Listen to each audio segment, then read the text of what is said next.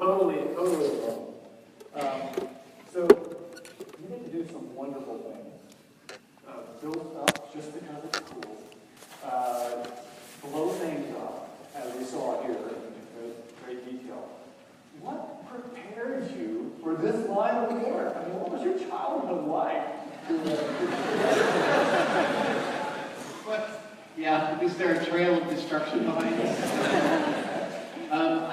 I was encouraged early and often by my parents to explore the things that I was interested in. I don't think that they thought of that as a policy per se. They were just your standard sort of intellectual bohemians from New York City in the 60s. And when I got interested in stuff, and I was a lonely, kind of solitary kid, they sought to put me in situations where I was learning stuff. So, you know, I remember being 12 or 15 years old, my mom was taking the whole summer to take me to the community center in Westchester County where they had classes in pottery, classes in woodworking, classes in jewelry making. She just signed me up for all of them. Because it was clear I like to put stuff together. My father, as you said, as the introduction said, my father was a painter and an animator. My mom was a psychotherapist. And they really did consistently give me the great privilege of being able to play in spaces that I was curious and interested about. And that is something that I try to carry forward with my kids. Because just, you know, your kids are going to go through we all go through all sorts of different phases in our youth. You know, everyone goes through a magic phase. Everyone goes through, some people go through a juggling and unicycle phase. Hello, ladies. And it's important that they happen. Many of them aren't going to pan out, but that serial enthusiasm that a kid can have is really important because I'm a strong believer in the things that you're obsessed about are the places you're going to find your own excellence. The things you can't stop thinking about are the things you're going to be really good at because you're paying attention. That's awesome. You know, I coach my daughter through several science fair projects, and one of them, you know, repeating lines is, well, how would they do this on the Mythbusters? How would they make sure that the ball always bounces on the, you know, drops from the same height and so forth? And that worked really well, but you know, it was questionable whether she was going to be a fashion designer or an engineer or whatever. She's a mechanical engineering student now, so that's kind of cool. I never helped my kids with their science fair projects. It was a policy. I was like, look, here's the thing. Everyone in your class is going to assume that you're cheating with my help. And so don't you want to honestly tell them that I didn't help you at all? And they would be like, I guess so. That's awesome.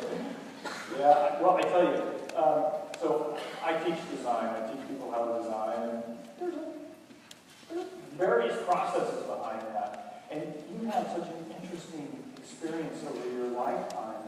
So can you tell us about your design process and then how you adapted that to a program like the Mythbusters where you're doing hypothesis testing and things like that?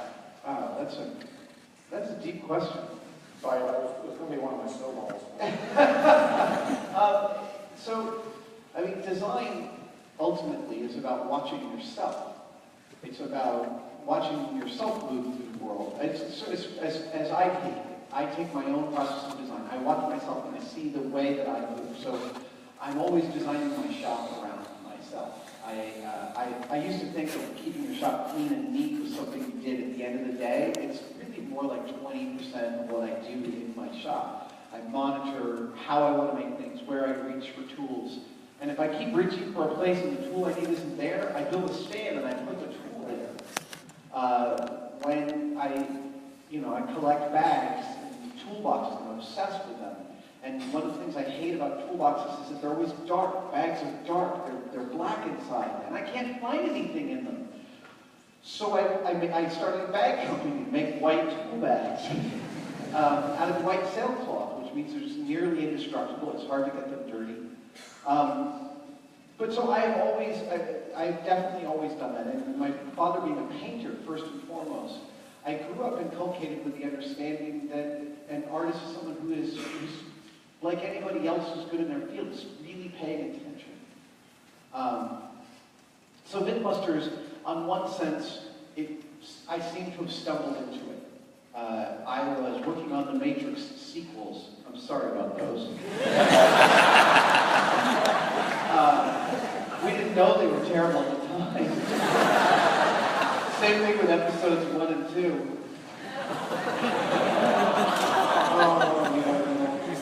So sad. Anyway, I was working on the Matrix sequels, and Jamie Hyneman, who I had worked for back in the 90s in special effects and commercials, and we had remained professionally friendly. When you're a freelancer, you keep tabs on all of the people you work with.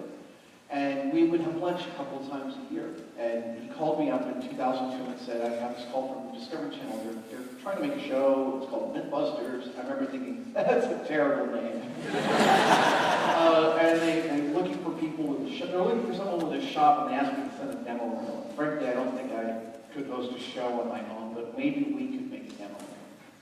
Now, it just so happened that about 3 months earlier, San Francisco had opened up their new AT&T ballpark in downtown San Francisco. Beautiful ballpark. And Old Navy had done some windows, and they needed a very complicated mechanical thing in their windows. And they had tried to get every shop in town to build it, and everyone turned them down, and I stupidly took the job. And it was one of the worst jobs I've ever done. I did not achieve what they asked me to do. I busted my butt. I did not sleep for, I think, 55 hours in order to complete this job. And I delivered it. Get your sleep. I delivered the job, and really, as I was delivering this failed job, and this was Plan B, I'd already delivered Plan A and it failed. Plan B, delivered it, was planning to take a cut in my pay, in what they were. I had earned a bunch of the money they were supposed to pay me, but I was willing to take a cut because they were getting a modified product. They paid me in full. To this day, I don't know why, but because they paid me in full, I went and I bought my first new computer. You remember buying your first new computer? Yeah. It was all used laptops up until then. And the first new computer I bought was the PowerBook devoted to digital video. It was called the Pismo. And I had FireWire in, and I bought a FireWire out camera, and I'd spent the spring of 2002 teaching myself the rudiments of digital filmmaking. So I was ready. When Jamie called me, I had basically an edit suite in my house. And Thomas Edison used to joke that a lot of people miss opportunities when they show up because they're often dressed in overalls that look a lot like work. This was an opportunity that showed up, and I was ready. And so I went into Jamie's shop. We shot for a couple of hours. They didn't give us any guidance. They were like, talk about a myth. That was like, and so we lit stuff on fire and put it out with our feet. We ran away from explosions. I mean, the demo reel I cut is weirdly similar to the first couple seasons of Mythbusters. But I do remember having one distinct real moment of clarity. As we shot for 2 hours, I came home, I spent about 14 hours cutting this little demo reel. And as I started digitizing the footage, I started to see, there's some footage of my old boss, Jamie, on camera. I know because I filmed him.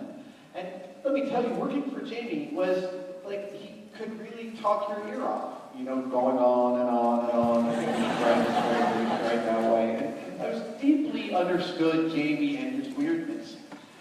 But looking at footage of him, I was like, oh my God, he's so compelling on camera. I did not expect that to happen. I understood at that moment what it means that the camera loves you, right? Some people, the camera loves them, and Jamie is one of them. I think it's because he totally doesn't give a crap that the camera is there. He was inexorably himself, as Hunter Thompson said, one of God's own prototypes. And so we cut this demo reel, we sent it in. They showed up 3 weeks later to shoot the pilot, and we never stopped filming Mythbusters. I mean, we filmed from 2002 all the way until 2015 without a break. And again, it was an ongoing process. I went through all these different stages of, like I said, watching myself.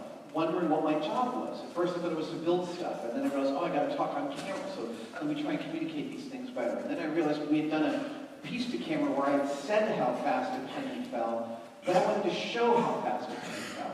And I couldn't find an experimental methodology that demonstrated the two different terminal velocities of a penny, so I built one, and it worked. And I realized, oh, wow, I have actually something to contribute to this job that I can't go find a resource for. That's really cool. And then I was, somewhere around 2007, 2008, was in New York in Neil deGrasse Tyson's office. He's a friend. And he was interviewing me. This is the first time we were meeting. He's interviewing me in his office, and I'm watching Neil go. Look at this guy go. He knows his mission in life. He is a science communicator, and he embodies it with every fiber of every breath of his being. It's so inspiring to be around. Wait a minute, I am a science communicator. And then I came all the way back around to realizing that I'm just doing the same thing I've always done. Design is about telling stories.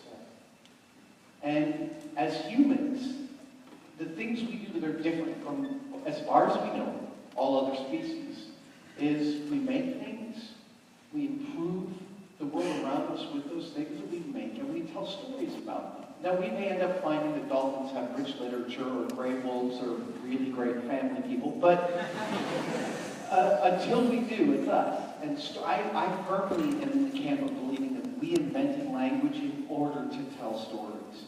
And further, I believe that science and art are not two ends of the spectrum. They are simply the two most important ways in which we communicate stories to each other. And arguably, art is the one with more emotional content, and science is the one with more objective rigor, but they both drift into each other's territories, and they are two sides of the same exact coin. I can't remember what your original question was, though. Okay. We were talking about process, the design process, and just kind of a follow on there, because you mentioned something about failing in that first project that you were doing with that storefront and so forth. And, I think there's in design thinking that's a big aspect of it is this idea of failing fast and failing cheap, or fail fast to succeed sooner. But it's really hard in an academic environment, particularly where we're trying to strive for this perfection. There is an answer, one answer. How do we get kids comfortable with this idea of failure? Yeah, it's really, really important. And honestly, especially little girls. Already by 12 years old, they're so inculcated with an ideal of cultural perfection that little girls learning coding would rather say they didn't do the assignment than show code that didn't run. And that's a tragedy. The word failure, we use this word culturally a lot right now, and it's great. This is a word that catches your attention, and I think that's important. But I don't think it's what we really mean. Failure, abject failure, that's like getting drunk and missing your kid's birthday party. That's failure. That's hitting bottom right there. That's not what we mean. We mean that when you embark on something, when you embark on anything, so actually I'm going to go big picture for a second. See, when I talk about making, I don't mean making physical objects only.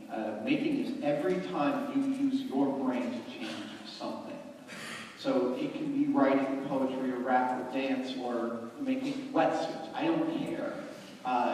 If it's coming out of you and coming out of what you want to do, that's making. So every time we set out to make something, we set down a path, a road. And a road is a great analogy because a road has all sorts of turns on it. The fact is you think you know what the end result is going to be, but you are never, ever, ever going to end up where you thought you were going to end up. That's why we do it. If we always knew where we were going to end up, why would we leave the house every morning? It would just be a boring fulfillment of a list of things that were completely prescribed. We do it because it's unexpected, because we're going to learn on the way. We're going to be changed by what we're investigating. We're going to realize we were asking the wrong question. We're going to realize that we were looking down the wrong branch. And so what we mean by failure is simply you're going to have to travel up a lot of tributaries that aren't your destination in order to eliminate them on your way to your destination.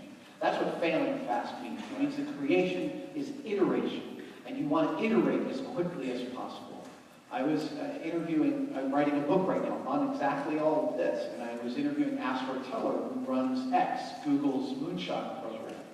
And Astor was saying, you know, movement is the key. It's better to try it out with popsicle sticks and boogers to see if it works, rather than design something in CAD and print it and cut it and put it together to get the proof of concept. The idea is to take your idea and shoot it. This is their philosophy, is take a good idea and beat it until it survives. Right? So their whole thing is, we want to eliminate. You come in with an idea, we want to figure out all the reasons it shouldn't work. And if it still survives that, well, then maybe we should try it. Ultimately, I am not an educator. I've not been trained as an educator. I find the idea, and I've taught in the past, but standing in front of people communicating information is a difficult, exhausting, and incredible job, and my hat is off to the teachers that inspire me and the teachers that go out in the world and pass knowledge on to people. It's an incredible profession. And in the United States, we have a crisis of education. We are teaching to tests. We are teaching kids that science is a set of facts to remember by Thursday, and that is a disservice, because science, those facts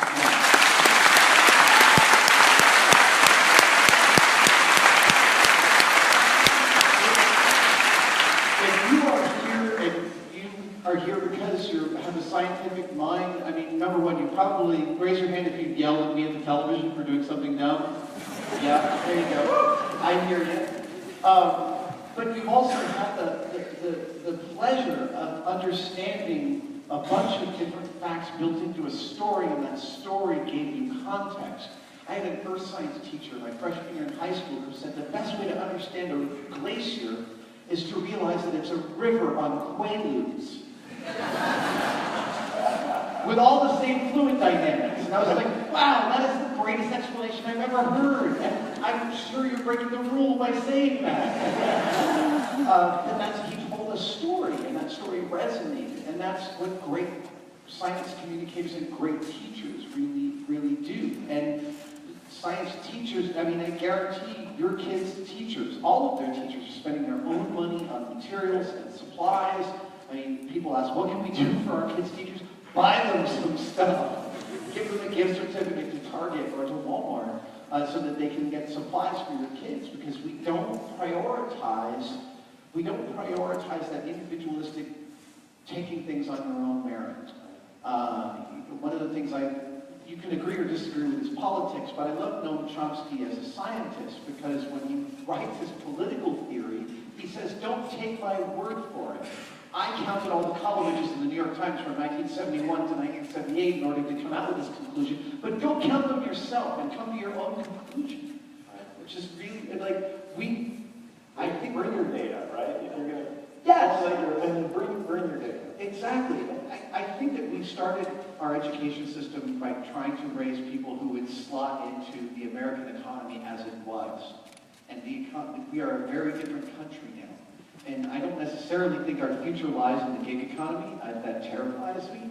But rapid prototyping, what we call rapid prototyping, 3D printers and laser cutters and plasma cutters and stuff like that, that's very soon about to become rapid manufacturing.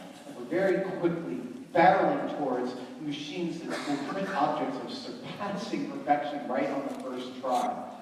And that to me means we could, if we train our kids well in the maker spaces of the world, and the hacker spaces and the hackathons, we're training a generation or generations of digital natives who could customize their world to their needs. And that's what we need to teach kids. My friend Dara Dotz works for a company called Field Ready. She goes into disaster relief areas only when invited and brings tools and things and 3D printers to teach the locals how to do what they're asking to do. They don't go in and say, here's how we can fix your problem. They're going in and saying, what are the problems you have and how can we help? It turns out, in the middle of nowhere, one of the most valuable things you can have is a piece of plastic that converts one piece of pipe to another piece of pipe. That a whole village can starve of water because that coupling doesn't exist, and you could 3D print it in 10 minutes. This is what we need to raise the subsequent generations to be able to do. So I understand that recently you surveyed across the U.S., a number of cities, about sort of the state of teaching making to the kids. And I'm kind of curious about what you found and how that informs what we should do next. Yeah, so this was a set of videos we did on Tested.com, funded by a generous grant from Chevron, and in conjunction with the Obama White House. And the Obama's Deputy Chief of the Office of Science and Technology Policy, Tom Khalil, whose pickup line is, "Have you considered public service?" He buttonholed me and said, would you help be a Pied Piper of making for the Obama administration? And one of the first places he sent me is what has become one of my favorite cities in the country, Cleveland, Ohio. Cleveland is a great city, and very specifically, they sent me there because Cleveland, I didn't know this, Cleveland was the city that was hardest hit by the economic downturn in 2008. They lost more homes, more houses, more neighborhoods, more of that city was gutted by the economic downturn than any other city in the country. And Cleveland, as a city, of all of its people, really started taking a hard look at itself and figuring out ways to bridge these gaps, cultural, racial, social, economic, and figure out ways to make Cleveland as a city more inclusive for its citizens so that it can recover better and survive the next economic downturn. And I think that the future really lies in exactly that kind of inclusivity. That is, there are makerspaces are popping up all over the world, and I'm pretty sure there is a makerspace for every white kid in America. But we need to make sure that all kids have equal access to these and can enjoy the engine of everything I have achieved, which is being able to reach out and make something and change it and make something a little better that makes your world a little more improved. Wonderful. So, is that what you want to have as your legacy? What do you want to leave as your legacy? Wow, really? This is a big question. I know this is going to wrap up. I'm going a little early, but so I want to open up some time for the audience. One of my oldest friends' father passed away about a month ago, and I've spent a bunch of time with him. He lives in Germany, but he's been in the West Coast dealing with it, settling up his father's estate. And so there's been a lot of talk about death in my house. And it's good. It's good to talk about death. It's important to remember that we are insignificant specks of carbon, and we are all going to leave this earth with a huge list of things left undone. We're all dying with to-do lists. And my wife is very much like, we got to start talking about this. What are we going to do? What are we going to saddle our kids with? And, you know, if my legacy was, whatever I'm doing my thing, whatever it is, I am repeatedly talking to 10-year-old me. And I'm telling weird, lonely 10-year-old me that you can let your freak flag fly because it's going to pay back untold dividends if you really pay attention and you really foment those things that you can't not do. And when you do that, look, my hobby is making movie props and putting on costumes. This is a weird, I am not saving the world with this hobby. But the genuineness with which I have to do that, I have seen be inspiring to people in the world. And that's one of the things we have to give each other as people, is the example of our own following of our path with rigor and with kindness. That in and of itself foments that in the others around you. Being willing to change your mind, asking questions, and continuing to ask questions. And even after that, continuing to ask more questions. And the most important one is, am I totally an idiot? Because the answer is yes, a good portion of the time. Because we get so myopic and caught up in our own biases. So yeah, like, I can't say that I want to, revivify the world's love of science. I'm a scientist without a science degree. But the idea of inspiring others to just follow the thing that they can't not do. That is where we all find our excellence. That is where each of us finds the thing that we can do best. I think that's awesome.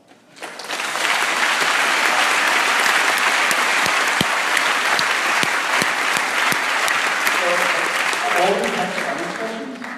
You know, I feel like we've been up here about 3.5 minutes, so it's maybe just some time. yeah, it's gone really quick, but I want to make sure we have a lot of curious folks out here, and want to open it up for the audience. Otherwise, I can keep going, but So we have microphones here. We have microphones up each there. aisle if you want to line so up. if you have a question, please come on down.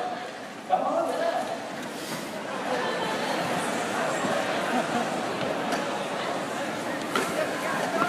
We will try to get there. Oh, and by the way, my t-shirt is available at topzero.com for another 3 days. Hello, sir. What is your question? Hello. My question, and this is a very hard question, and what else was I going to ask? How do we convince people that are here and that are able to, I guess, afford and go to universities like this? How are we supposed to convince people like that everyone deserves such an experience? Wow, that's a great question. Everybody does deserve that. It's so funny. Yeah, everybody does deserve access to a great education and to fill their brains with the information they need to do what they want to do. I think when I tweet my politics, I am rigorously polite about it. It is really important to me because there are ideas I hate, but not people. And I want to make it clear that I separate those two things. And I think one of the best things you can do, I don't call myself an atheist anymore. I now call myself a New Testament agnostic. I agree with pretty much everything Jesus said. He's a great guy. And I agree. So I don't know who tipped the first domino. Whatever you believe is fine with me. But I don't want to conflate someone's beliefs with them. And so I think that what I see online, what I see the toxicity of the conversation, it's because someone says, well, if you believe that, you're an idiot. And you dismissed a person who wakes up and they go to their work and they have their family and their difficult relationships and they suffer just like we do. So I think the most important thing we can do is teach by example that nobody is excluded from this. And when we say something, look, one of the reasons I stopped saying atheists is because, as far as I can tell, almost all of the popular atheists are idiots who are dismissive and violently opposed. Like you say, bless you when they sneeze, and they say, oh, thank you. No, thank you. Really? This is the hill you want to die on? I'm just being polite and getting a chip. Shut up. How about that? Thank you.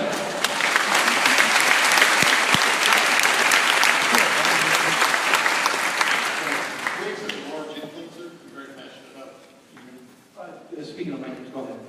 Being such a large influencer, so passionate about young education, would you ever consider either designing and or funding some sort of private school system where your students can be like creating and making things that you do? I never say never to anything. I really do try and call out wonderful places where I see great education happening. My friend Gabriel Tully gave a terrific TED Talk about 15 years ago called 5 Dangerous Things You Should Let Your Children Do. He turned it into a book called 50 Dangerous Things You Should Let Your Children Do. He teaches you how to play with fire and knives with your kids. It's great. And he started a summer camp called the Tinker School where he promises your kid to come home with bruises and Band-Aids. And he now has a charter school that's been going for 10 years called Brightworks. And Brightworks actually, Gaber and some of his staff were our safety consultants all summer long on Mythbusters Junior. So to me, I feel really grateful to have a platform on Twitter, on social media, to be able to give voice to great projects like that when I see them. Thanks for that question.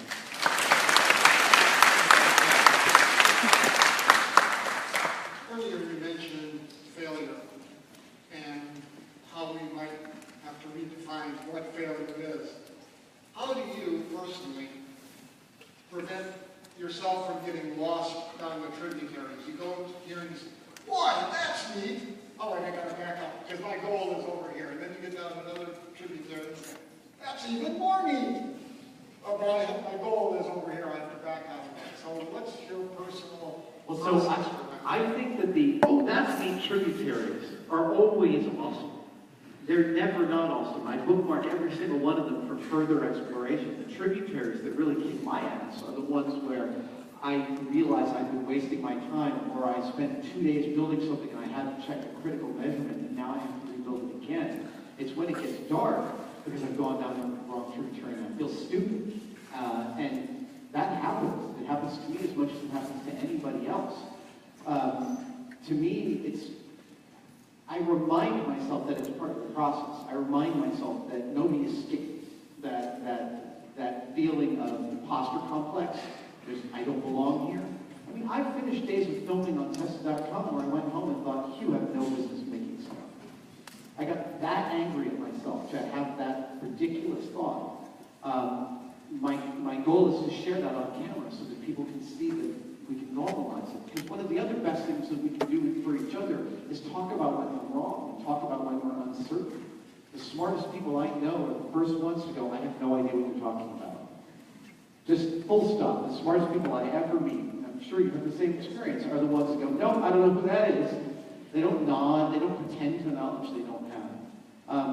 So in those dark tributaries, I try and remind myself that this is part of the process, and like every emotion, it is temporary and will pass through me eventually, no matter how bad it feels at this moment. Thanks.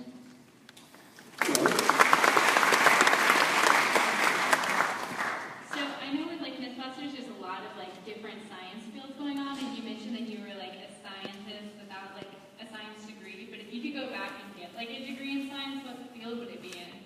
Oh, that is, give me a high five.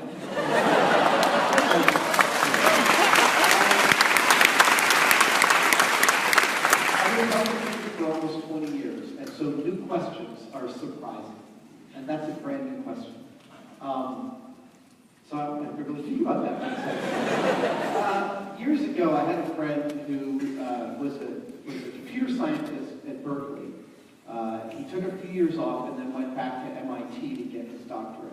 And he did something I thought was really cool. He didn't have a clear idea of what he wanted to get a doctorate in, but he knew he wanted to take advantage of what they had at the university. So he looked for the discipline that gave him open access to the largest number of departments. And he chose biomedical engineering. And it gave him all the machine shops, all the scanning electron microscopes, the medical, everything. And he had a blast. So I think that I would follow a similar path. I would look for we as a country have a bunch of amazing engineering schools all over America, from the extremely large, like MIT, to the tiny, like New Mexico Tech, where you really can't major in blowing crap up. So yeah, I think I would choose a program that gave me access to the most number of departments. Thank you for that awesome question.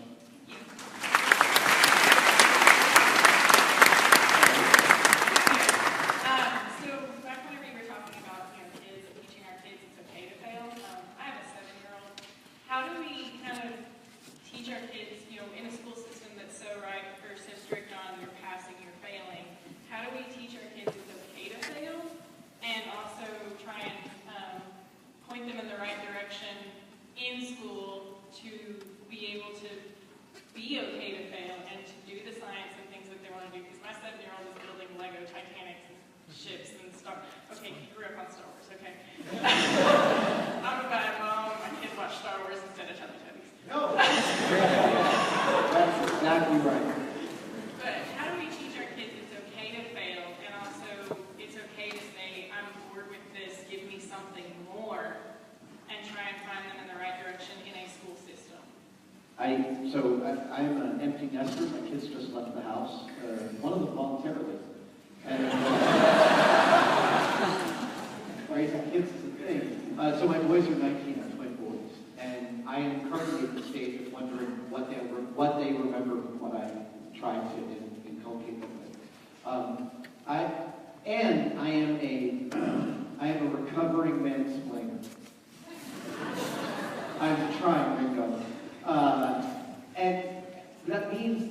love having the answer. I love it when someone asks me a piece of information and I know the answer. Nothing makes me happier.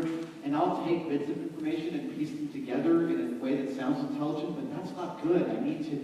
So I've been honest with my kids about that. My kids know exactly how to practice. And that to me is the best thing I can do as a teacher. I mean, I remember my father saying, well, all parents disappoint their children. And I was like 17 and I worshiped my dad. And I thought, that'll never happen. And it happens. It's part of growing up. And so I've tried to normalize and contextualize that for my kids as well. Last, I'll tell you about one science experiment I did with my son. He had to build a trebuchet when he was 12 years old. And weirdly, I had never built one until that moment.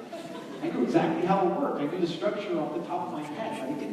I didn't know one key thing about it, which was, how does a trebuchet release its load? I had never investigated the trigger of the trebuchet. And so my son said, I got to build one. And I said, great. And I didn't look it up.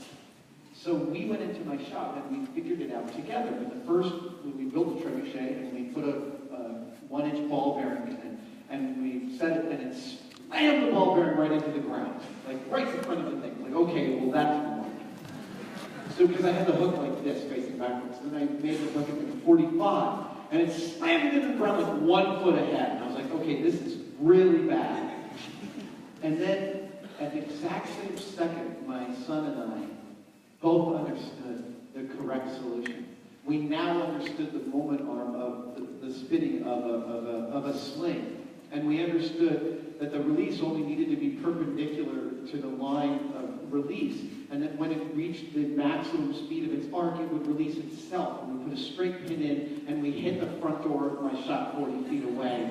It sounded like a bullet.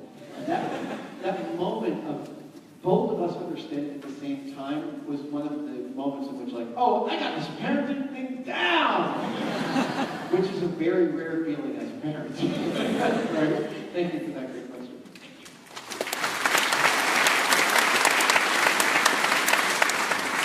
Hello. Just wanted to say, because that's kind of going on my question, it seems that we learn a lot more from failure than we do from other, successes, especially when it comes to mechanical engineering. So, have you ever had to drive the pursuit of when you fail, you have to know how you failed? Yes, constantly. Okay, think about this. Think about people you know. Think about someone, everyone knows someone like this, who either doesn't realize they've ever failed or won't admit to ever having failed. How much do you want to trust them in an emergency? My answer is probably not a lot. It's not that we learn more from failure than success. We only learn from failure. It's only the wrong turns that are important. The idea that, in the cartoon, the scientist said, my experiment was a failure. And a real scientist would never say that. At least you've learned some data, like how not to conduct this experiment next time. But everything that yields data is in and of itself interesting. And so, yeah, I spend a lot of time Monday morning quarterbacking my failures and trying to figure out how to be better. And I mean, I do that mechanically, I do that artistically, I do it socially as well. Thank you. Did you win anything at the prop store auction? What's that? Did you win anything at the prop store auction? No, I've been traveling and so busy, I'm an idiot, and I missed the spacesuit that I wanted. I'm sad about it. Hey, if you could have 3 items with you at all times, any size or any weight, what would they be? You guys take my play! Wow.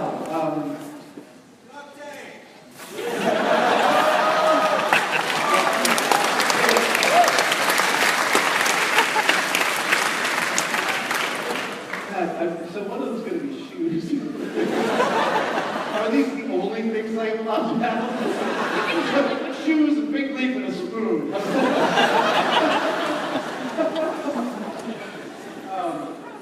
Wow. I mean, Jamie makes a great argument that a spoon is hard to beat as far as a nearly universal tool. You can break out of prison with it if you've got the time.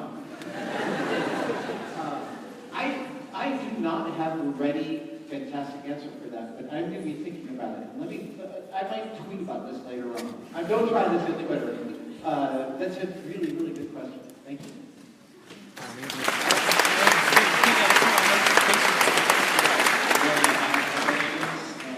going to start off with the hat question.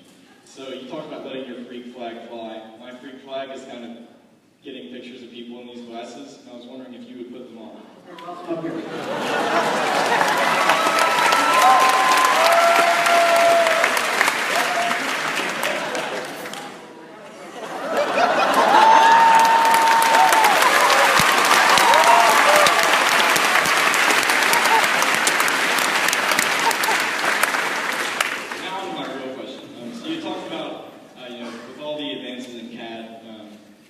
Design and how we can make things super easily, almost immediately, your printing and everything. What is the, kind of a double-sided question, what is the most promising thing you see coming out of that? And then on the other side, what is kind of the scariest thing you see with that? Well, the scariest thing is giving guns to robots. Like, this is the worst idea that anyone ever came up with. And we're starting to do it, and it's really upsetting me. But I've been belly aching about red light cameras since the beginning. Let me give you the red light camera argument. The Constitution says I'm allowed to face my accuser.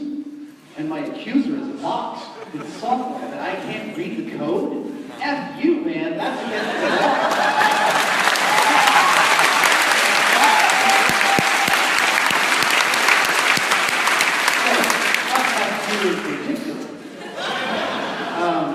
But the most exciting thing, I'm just doing a project right now that's using some wonderful 3D printing done by one of our new testing contributors, the Broken Nerd, Daryl Maloney. And 3D printing is beautiful, helps for me. And like I said, 3D printing is rapidly becoming rapid manufacturing. So I'm also doing work with a 3D printing company called Carbon 3D that prints these beautiful, high-resolution prints incredibly fast, and they just keep on writing and going, do you need anything else printed? And I'm like, yeah, go ahead and print this for me. It's really increasing what is the art of the possible for me in making it. It's really exciting. Thank you. Thank you.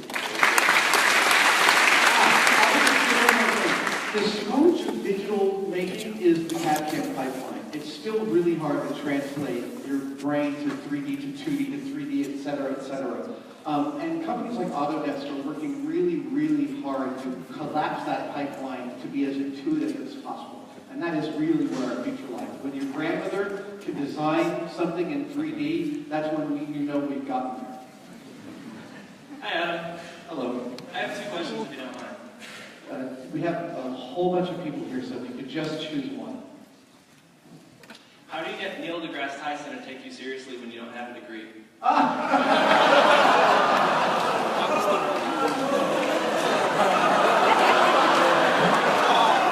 you want the other one?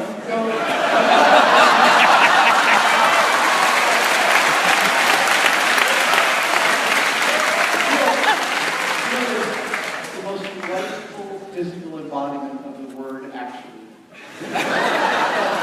And that's not my joke, it's a friend of mine's joke.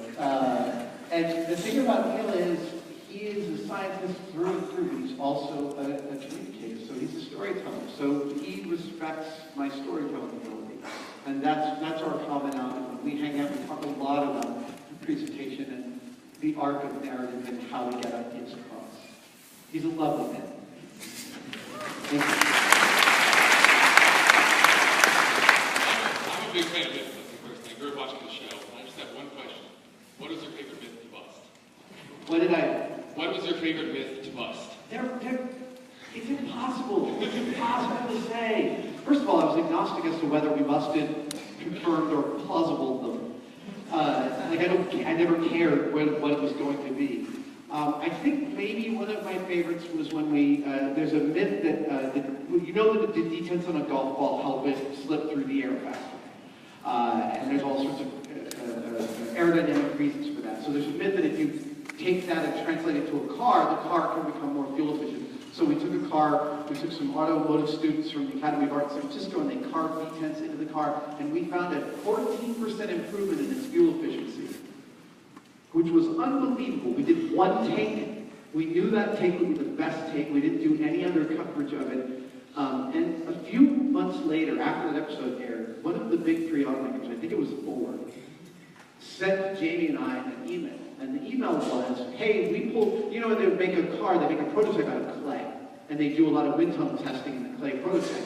So they pulled one of their old clay prototypes out of storage, carved 1,000 V10s in it like we had done, and they put it in their wind tunnel, and they wrote to us to say they did not come to the same conclusion.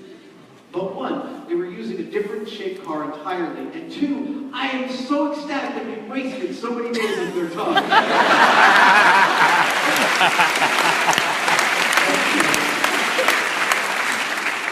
My question harkens back to like the very first one. Like obviously we're all at university, we're all really lucky to be here, and there's obviously people who aren't as lucky.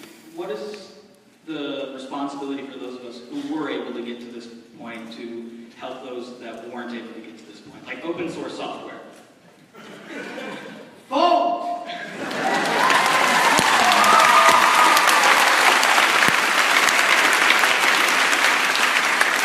I wear my politics on my sleeve. I don't care what your politics are. Red or blue, vote. It is so important. It is so vital that this country is represented by its citizens. And even in the blue state that I live in, I make my voice heard because it's my civic responsibility. We have such a shamefully low voter turnout in this country, and especially you young people are literally the future. And as Allie from Mythbusters Jr. said, actually children aren't the future because we're changing the world right now. And that is how you do it by voting.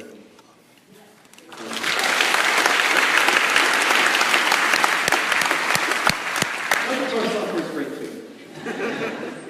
So a few of my friends and I have been having a debate these past few weeks, and we were wondering if we could get your opinion on it. So from an engineering standpoint, do you agree or disagree that the idea of a shed is just a little barn?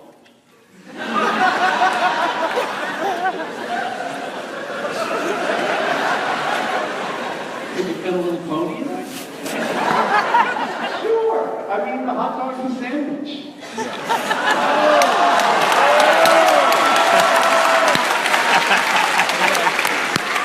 But the burrito isn't. I don't know why. Behave thank you.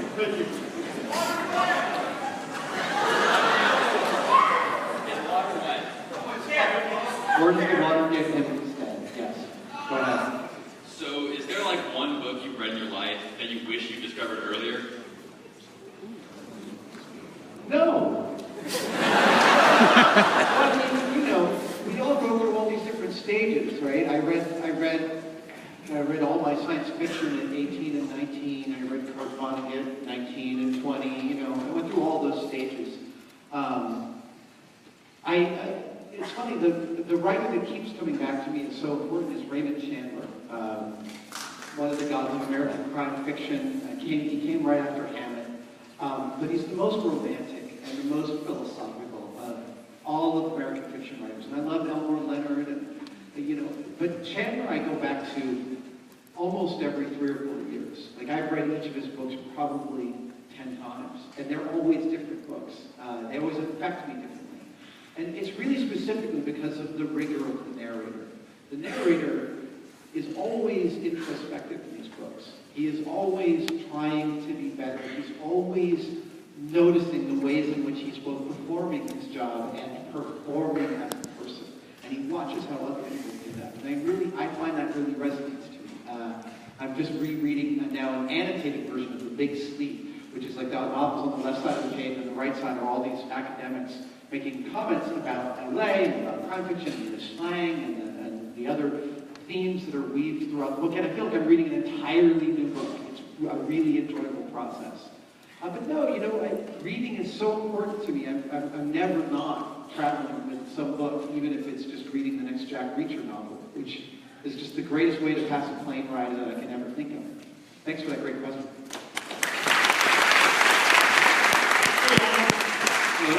So why are you creating a new Mythbusters series called Mythbusters Juniors and not continuing the original? And how is it going to be different? So the original, we went through okay, when you have a hit show, very soon after it becomes a hit, you go through a contract renegotiation because now everyone realizes there's a lot more money on the table. And then, if you're lucky enough that show stays a hit, as ours did for many years, we went through a third contract negotiation at the peak of our ratings, and we made a lot of money. We did really well. It's cable, so I don't get paid for any of the further errors of Mythbusters. I get no residuals at all. I got paid for the work that I did, and never again. And I got paid well. Very pleased with it.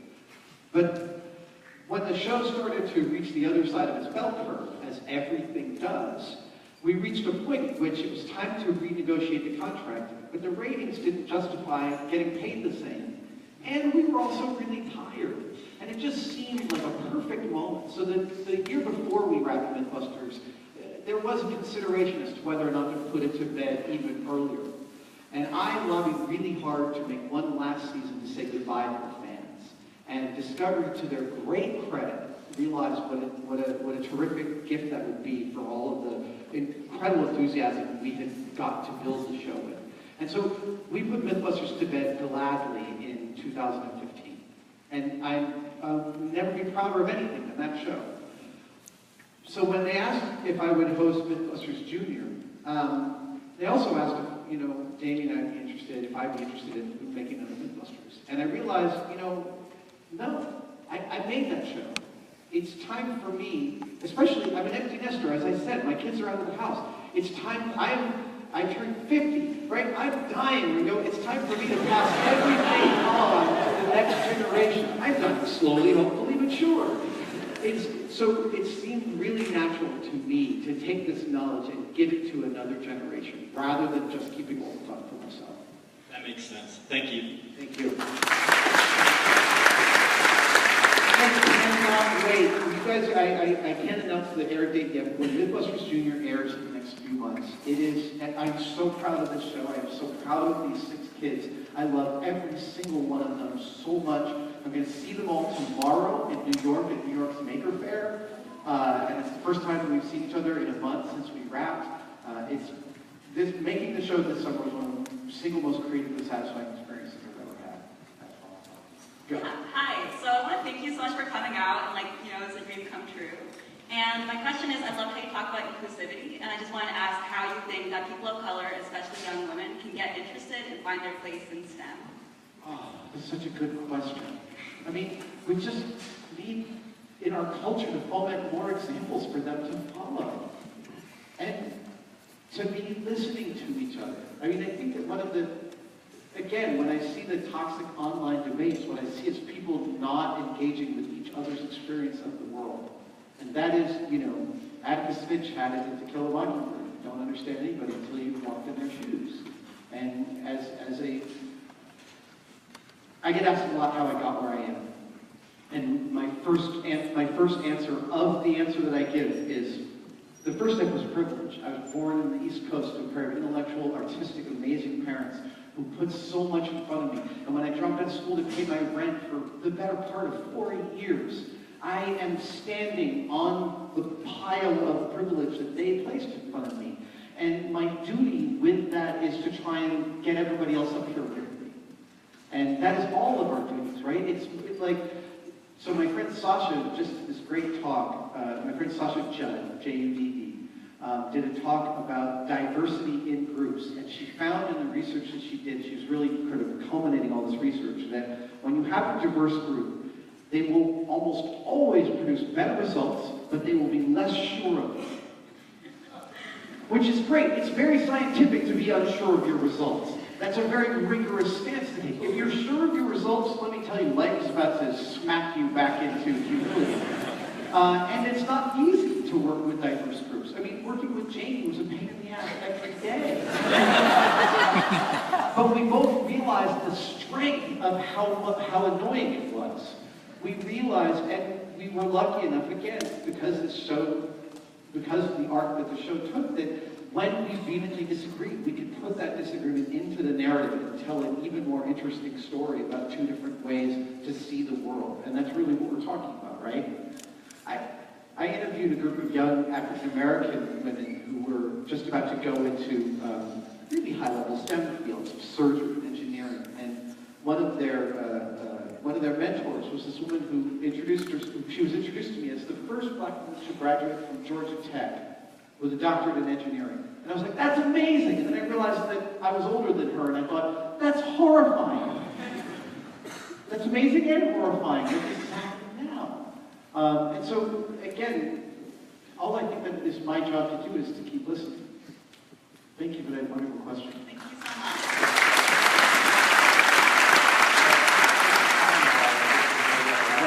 This is our last question. I'm sorry. I hope it's really good. So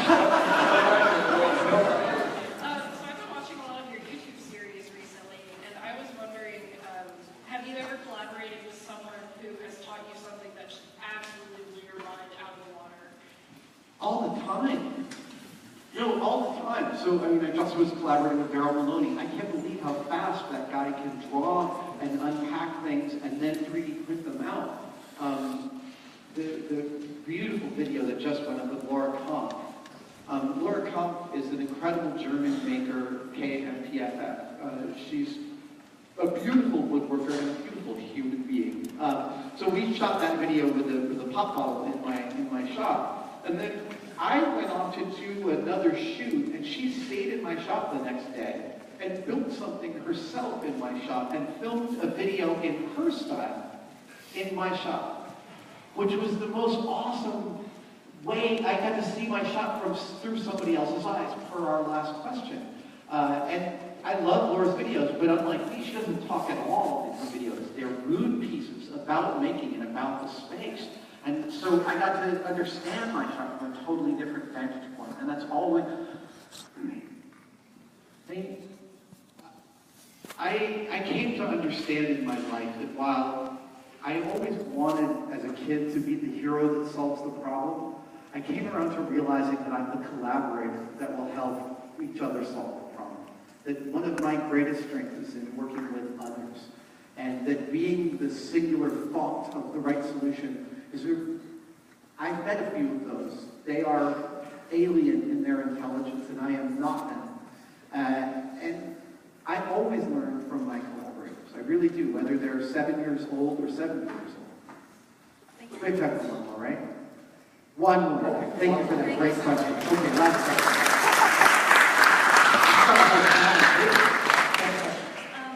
So I just started my first year of an architecture major, and my question is, it kind of, I guess, can apply to everyone. What's your best advice for new designers and makers? Read everything that you can. Be as obsessed, even if you don't feel obsessed by the field you're in, behave like an obsessed person. And then often the obsession can follow. Seriously. Because the one thing that unites all of the best people in the fields when I get to meet these people is that they know everything that's going on in their field. They pay attention to everyone who's in, every artist I know knows who's coming through town, who's got shows in different museums. Every filmmaker I know watches all the films. Commercial directors, really. It is, if this is your field of inquiry, go and inquire and find out everything you possibly can about it. And then that weird thing that you think might be too personal is exactly what you should be polishing. That internal voice. Design is so hard because it really is about watching yourself and watching the world and watching what improvements you want to make. And I mean, if you're an architecture student, you know, like sometimes, I look around sometimes in public works and think, I don't know how some architects sleep at night when you're just bolting purple stuff onto gray stuff. I have a problem with some architecture. But at the same time, when you see somebody whose vision is really clear and singular, it's apparent to anybody, even anybody without an architecture degree. And that stems from following that interior voice. That's the thing that you have to keep on polishing and keep on paying attention to. That's from someone with no degree whatsoever, so that advice is worth everything you paid for it. Thank you so much. You guys, your questions were absolutely stunning and fantastic, and thanks for being so orange.